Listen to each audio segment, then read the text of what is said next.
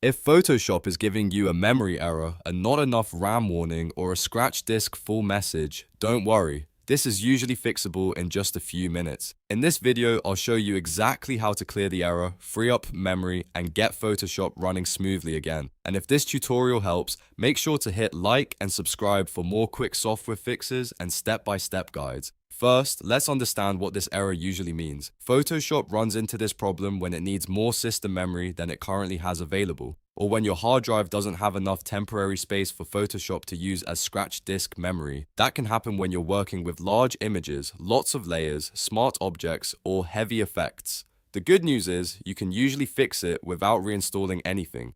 The very first step is simple. Close Photoshop completely and reopen it. Sometimes the error is caused by a temporary memory bottleneck, and restarting the app can clear that out right away. So go ahead and save your work if possible, close Photoshop, wait a few seconds, and launch it again. In many cases, that alone can help reset the program and remove the warning. If the error keeps coming back, the next thing to do is clear Photoshop's internal cache. To do that, go up to the Edit menu at the top of the screen, then choose Purge, and then select All. This will immediately empty Photoshop's internal undo history and clipboard memory. That can free up a surprising amount of space, especially if you've been editing for a while or working with large files. Just keep in mind that once you purge the cache, you can't undo older actions, so make sure you only do this when you're ready.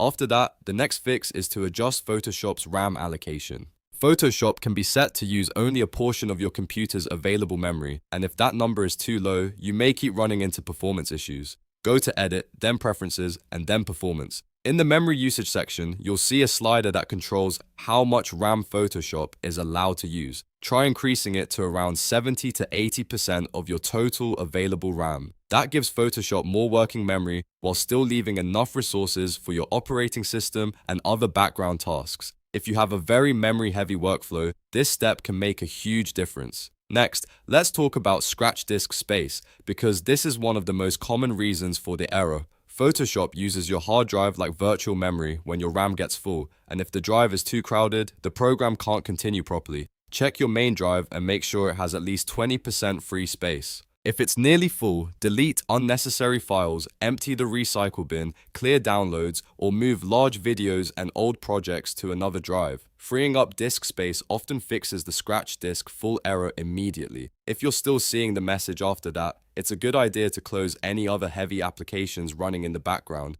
Web browsers with many tabs, video editors, game launchers, and other creative apps can all take up memory that Photoshop needs. Shutting those down can help Photoshop access more resources and reduce the chance of another memory error. Also, if you're working on a very large file, try reducing the file size, flattening unnecessary layers, or saving a copy before continuing. Large Photoshop documents naturally require more RAM and scratch disk space, so simplifying the file can make editing much smoother. So to recap, if Photoshop gives you a memory error, first close and reopen the app. Then go to Edit, Purge, All to clear the internal cache. After that, increase Photoshop's RAM allocation in Preferences under Performance. And finally, make sure your main drive has enough free scratch disk space, ideally at least 20% free. Follow those steps in order, and in most cases, you'll be back to editing without the error. If this video helped you out, please hit the like button and subscribe for more Photoshop fixes, software tutorials, and easy step-by-step guides. Thanks for watching, and I'll see you in the next one.